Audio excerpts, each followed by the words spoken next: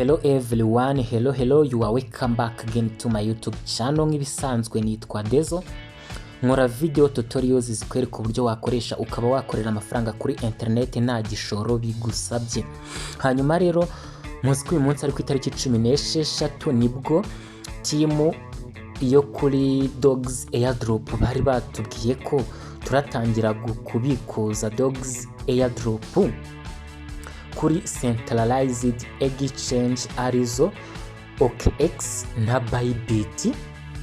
Ego hanyuma nyaboneka iyi video uyirebe witonze niba ushaka kubikuza Dogs coin zawe kuri OKX cyangwa kuri Bybit.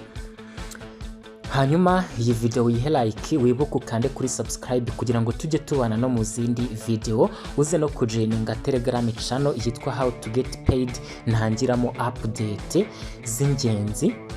Iyo mbonye hari update kandi gukora video bisaba umwanya kueditinga, mitankira update muri Telegram channel cyangwa muri group ya WhatsApp, ariko by'ingenzi Telegram channel nyaboneka. Hanyuma rero reka nze nigire kuri Dogs turebe mu by'ukuri ukuntu ushobora kubikuza izi Dogs token zawe ukazijyana kuri Bybit cyangwa se kuri OKX. Hanyuma muri kubona ko hano nyine hariho iyi button yaje yanditseho deposit to exchange. Iyo exchange ni OKX cyangwa Bybit. Yego nyaboneka ikintu cya mbere nakubwira uze kwirinda gukanda kuri iyi button mu gihe utagiye kubikuza. Yego niba uzi ko ugiye kubikuza izi Dogs token zawe uze gukanda kuri iyi button, ariko niba uzi ko utari ready uri kuvuga ngo ugiye gukanda aho urebe ibyari byo, okay, ndaza kukubwira n'impamvu yabyo. Ibyo bintu nyine ubyirinde guys. Hanyuma ego njyewe ntabwo ndi buze kubikuza izi Dogs token zanjye, niyo mpamvu nari bukandeho hano, gusa ndakoresha screenshot nkwereka uko wabikora mu gihe waba ubishaka.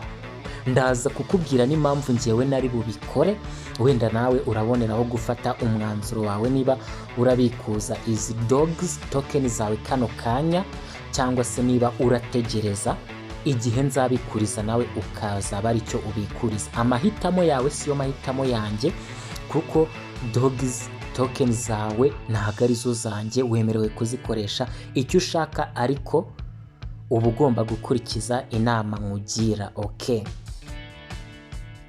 Hanyuma iyo wakanze kuri ya button yanditseho send to exchange, uhita uza hano ugahitamo niba ushaka kuzohereza kuri exchange. Urugero izo exchange ni OKX na Bybit, cyangwa se niba ushaka kuzohereza kuri Telegram wallet, cyangwa se ukazategereza igihe listing izaba yamaze kuba ku itariki 20 akaba ari bwo ubikuza kuri Tonkeeper. Gusa ariko kubikuza hano kuri izi exchange OKX na Bybit na gaze fee barimo gusaba. Hanyuma nyine birumvikana twebwe turaza guhitamo hano, turakanda hano kuri exchange.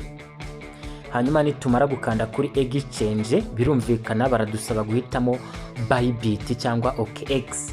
Njyewe rero ngiye kukwereka uburyo wakoresha Bybit. Ubwo no gukanda hano kuri Bybit, hanyuma bahita bakubaza niba warakoze Bybit account, ndetse you need to add your deposit address and memo to receive Dogs. Ibyo ndabikwereka uburyo washyiramo deposit address ndetse na memo. Yego ubwo nyine uhita ukanda kuri hano yes I have it. Hanyuma hano bakagusaba gushyiramo Bybit UID, hano ugashyiramo Dogs deposit address, hano ugashyiramo memo. Ibyo wabibona gute? Reka nze mbikwereke. Ubwo ni ukuvuga ngo ni ukuza hano kuri Bybit.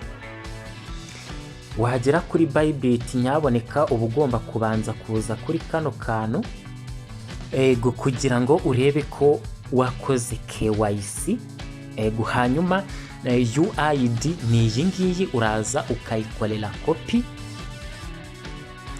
Bamara kukubwira ko yabaye copy successfully ugahita ugaruka hano hanyuma uraza hano nyine ego ugapestingamo ya UID uba umaze gukorera copy kuri Bybit, hanyuma hano ugapestingamo na dogs deposit address, hanyuma memo nayo uyipestingamo hano.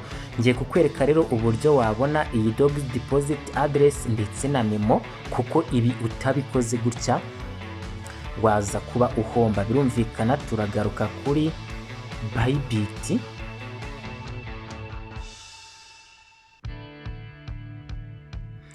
ego hanyuma turahita tuza hano kuri deposit.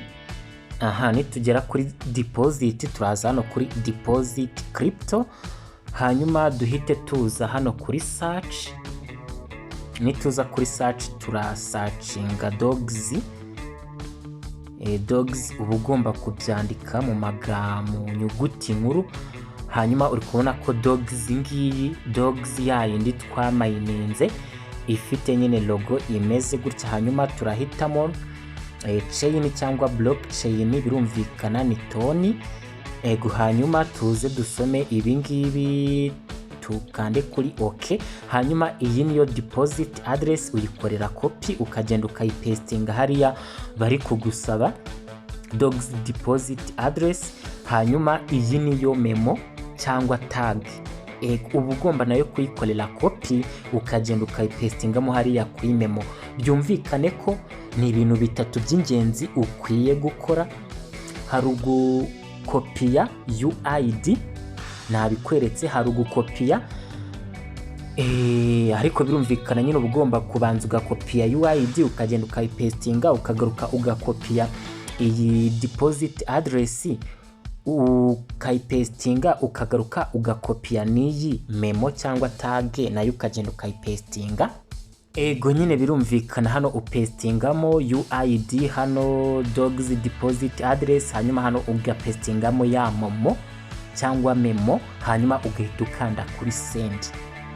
Hanyuma icyo gihe ugikanda kuri send n'ubundi ntabwo dogs token zihita zijya kuri Bybit ako kanya, zijyaho ryari ndaje mbikubwire. Ni nayo mpamvu yatumye ngewe nashobora guhita mbikora aka kanya, gusa wowe ni uburenganzira bwawe kuba wabikora. Reka nze njye kuri Telegram nkwereke igihe zizagereraho. Ego hanyuma reka njye kuri Telegram community ya dog, hanyuma musomere ibyo badutangarije nyine bigaragaza igihe izo dogs zizagerera kuri account yawe. Uri kubona ko hano batubwiye ngo claim to Telegram wallet and centralized exchanges is now open. You will find all instructions inside the app.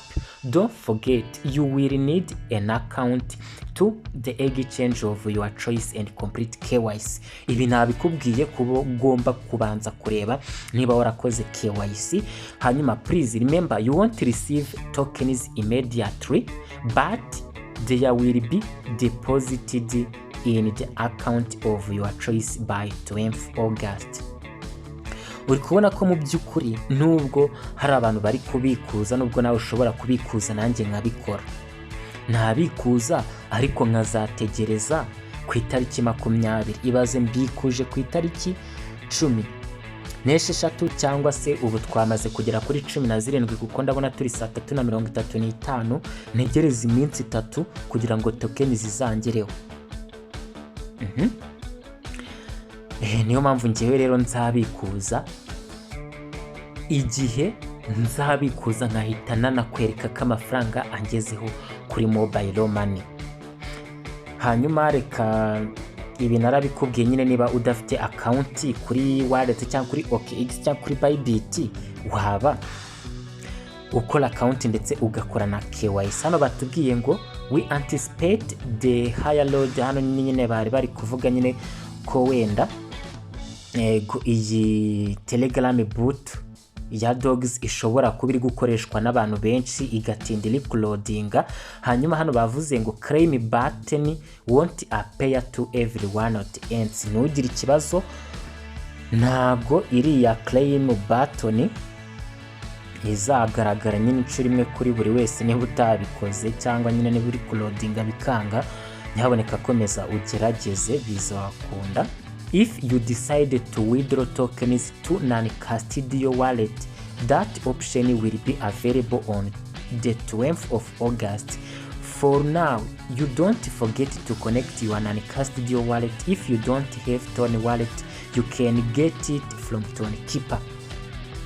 Hanyuma nyine hano ni uko bavuze ngo abazakenera guclaiminga kuri non-custodial wallet nko kuri Tone Keeper tuzabikora ku itariki 20 z'ukwezi kwa munani, dore ko n'abari ku claiminga cyangwa se n'abari kubikuza ubu ngubu n'ubundi ziriya dogs bazazibona kuri OKX cyangwa se kuri Bybit ku itariki 20. n'ubundi ntacyo bivuze kuba bari kuziclaiminga ubu ngubu, kereka wenda ba bantu barutwitsi baba bashaka gutwika, baba bashaka gukora amavideo ngo dore turi kubikuza ngo iki n'iki. Oya, nyamuneka inama nakugira nuko wakitonda tukazareba niba hari ibindi bintu bazadutangariza, kuko ibintu bishobora guhinduka ugasanga wenda bazanyemo n'ibintu bitari sawa, ngo hari ibyo mutakoze neza ngo iki n'iki, ngo ubwo nyine ngo ntago dogs token zawe zikugezeho, kubera nyine ni ibintu bizatwara iminsi 3 yose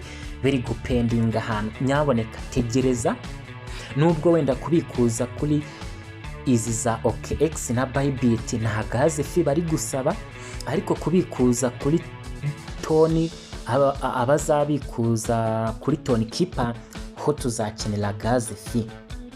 Yego rero nakiri kutwirukansa, n'ubundi ntabwo uri kubikuza, ntabwo uri bubikuza aka kanya ngo tubona amafaranga.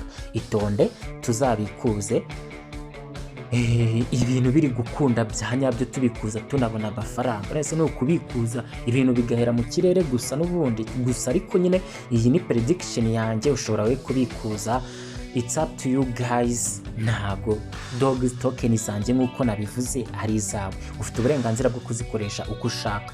Hanyuma nyaboneka nubwo nyine iyi dogs mfite icyizere nk'uko nakomeje kubikubwira na mbere hose ko izaduha amafaranga, dukwiye no kugerageza izindi project. Hari izindi project z'uyu mugabo Dolove nagiye nkubwira, zirimo cat, zirimo lost dogs, nagiye nzikugezaho.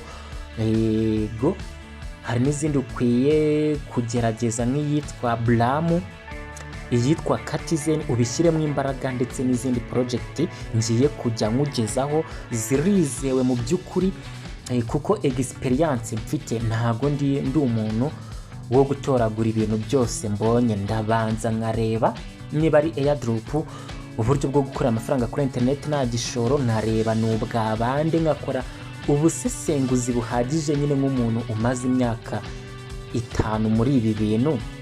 Birumvikana ntago ndi umubigina, niyo mpamvu nyaboneka ukwiye kujyana nanjye, kuko hari abantu bari kugenda bambaza ibintu nkavugane ese walaye aba bana ya makuru bayakura he ko. Niyo mpamvu rero ukwiye kujyana nanjye, kanda kuri subscribe iyi video, uyihe like, ujoining the Telegram channel how to get paid. Ndabizi uzanshimira nyuma nyamuneka. Hanyuma mwifurije ibihe byiza nyine, naho utaha. Bye bye.